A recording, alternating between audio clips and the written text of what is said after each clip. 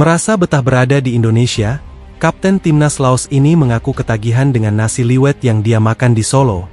Boun Pachan Boun Kong, ini adalah makanan yang sangat luar biasa.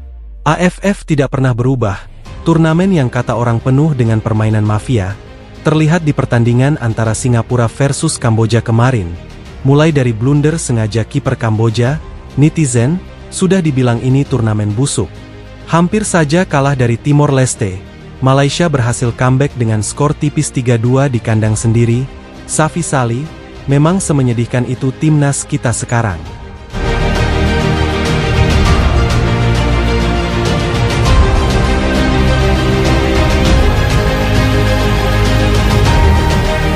Kedatangan timnas Laos ke Indonesia kali ini memang sangatlah singkat.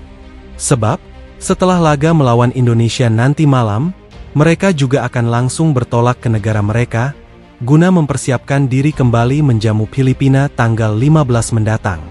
Namun meski begitu, para pemain Laos berserta official lain dan pelatih, nampaknya sangat antusias dan senang selama 2 hari berada di Indonesia. Nampak juga di beberapa kesempatan, mereka mengabadikan momen saat berada di Stadion Manahan Solo, guna melakukan uji coba rumput. Tampak juga dalam video itu, raut wajah mereka sangat girang, dan seolah sedang melakukan wisata tur. Hal itu sedikit menjelaskan, bahwa mereka sangat betah dan senang berada di Indonesia. Bahkan yang menarik adalah, saat sang kapten kesebelasan Kamboja nampaknya sempat juga mencoba salah satu makanan khas Solo, yaitu nasi liwet. Kalau bulan lalu pelatih Jepang Hajime Moriyasu nampak jatuh cinta dengan nasi Padang, kali ini Kapten Laos Boun Pachan Boun Kong nampaknya juga jatuh cinta dengan rasa nasi liwet. Dirinya bahkan mengatakan, kalau variasi makanan seperti ini baru bisa dia temukan di Indonesia, walaupun memang menurutnya, kalau makanan semacam ini tidak akan cocok dikonsumsi banyak dan rutin oleh seorang atlet. Namun untuk cita rasa, dia menyebut kalau makanan ini adalah salah satu makanan yang enak yang pernah dia coba. Selanjutnya Boun Pachan Boun Kong juga mengatakan, bahwa dirinya sangat terpikat dengan antusias para supporter dan masyarakat di Indonesia. Bahkan dia menyorot situasi jalanan saat hendak pergi ke lapangan latihan, yang menurutnya padat dengan antusias supporter Indonesia. Hal itu berbeda dengan negaranya, yang menurutnya memang sedikit rendah peminatnya untuk sepak bola. Itu adalah makanan luar biasa. Saya mencobanya pertama kali dan rasanya berbeda. Itu makanan yang pernah saya temukan selama hidup saya di Indonesia.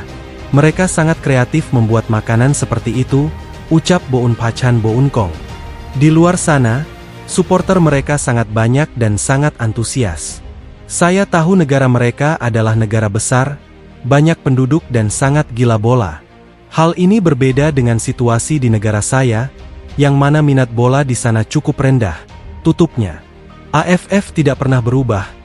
Turnamen yang kata orang penuh dengan permainan mafia, terlihat di pertandingan antara Singapura versus Kamboja kemarin. Mulai dari blunder sengaja kiper Kamboja, netizen sudah dibilang ini turnamen busuk. Meskipun di edisi kali ini AFF berhasil melakukan terobosan baru melalui penggunaan VAR, namun minus dan belang dari AFF nampaknya tidak berubah dan kian tampak jelas terlihat. Alih-alih coba melakukan sepak bola bersih dengan penggunaan VAR, justru kejanggalan di beberapa pertandingan awal Piala AFF ini mulai terlihat busuk. Jika kalian menyaksikan laga antara Singapura versus Kamboja kemarin, di sana kalian akan sadar, kalau level permainan dari AFF ini tidak ada upgrade sama sekali sejak tahun 1996. Mainnya masih gitu-gitu aja, syarat akan permainan keras, banyak insiden yang luput dari pantauan wasit, sampai ke permainan yang terlihat seperti yang sudah disetting. Dalam laga Singapura versus Kamboja kemarin, 2 gol dari Singapura berawal dari blunder parah sang kiper Kamboja. Entah itu disengaja atau tidak, tapi jika diperhatikan lebih jeli, memang agak sedikit disengaja. Soalnya agak tolol kalau kiper ngoper bola lawan. Kalau nendang gak kena bola, ya masih sedikit dimaklumilah. Gol pertama, kiper Kamboja salah mengantisipasi bola back pass dari temannya sendiri, dan malah nendang angin. Namun alih-alih berlari cepat ke arah gawang, namun dirinya kayak santai dan pasrah gawangnya dibobol pemain Singapura. Selanjutnya gol kedua, lagi-lagi pemain Kamboja back pass ke arah kiper. Dan satu pemain Singapura sudah antisipasi dan coba lari melakukan pressing. Penjaga gawang Kamboja yang sedikit gugup, malah ngoper ke pemain Singapura dan berujung gol. Lantas kalau gitu, apakah menurut kalian itu adalah pertandingan settingan? Atau mungkin kiper Kamboja sudah dikasih mobil Alphard kali ya? Cuma ya kalau dipikir-pikir, gol itu memang sangat konyol. Dan banyak yang beranggapan kalau itu adalah kerjaan mafia. Ada yang ganjal gak min dari gol-gol Singapura. Soalnya udah salah malah slow aja, tulis akun Zafran Canary. Kiper Kamboja pengen Alphard juga, tulis akun Wildanf 14. Bandarnya luar biasa, tulis akun Hazru NK. Dari zaman Piala Tiger sampai ganti nama Amek, kualitas matchnya tuh stagnan dan gitu-gitu aja gak ada yang spesial. Kita aja dulu dibodohi sama hype-nya doang, karena penonton kita emang paling banyak.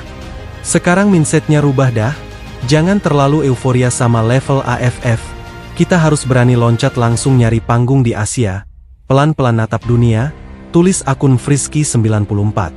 Hampir saja kalah dari Timor Leste, Malaysia berhasil comeback dengan skor tipis 3-2 di kandang sendiri.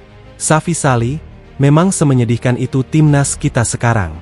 Timnas Malaysia hampir saja malu luar biasa di lanjutan laga Piala AFF semalam melawan Timor Leste.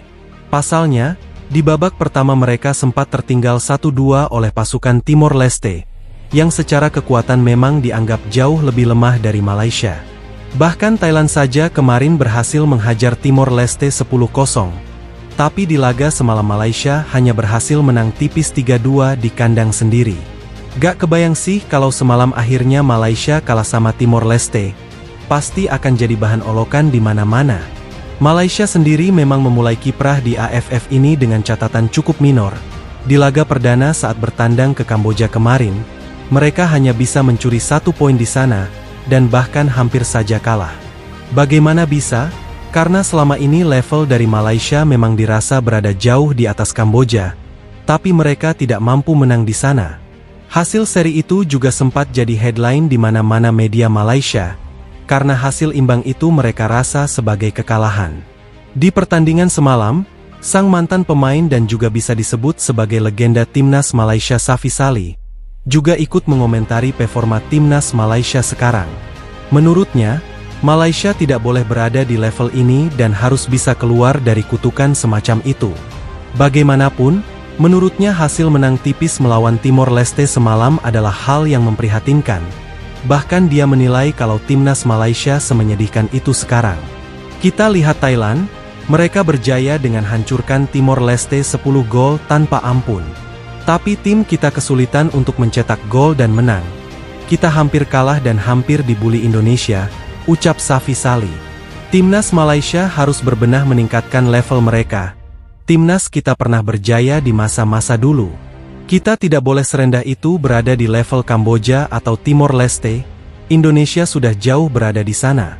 Timnas kita menyedihkan sekarang, tapi tidak ada cerita untuk tidak berubah. Ayolah bangun dan tingkatkan performa, tutupnya. Wah, gimana pendapat kalian guys? Jangan lupa tinggalkan komentar kalian di bawah.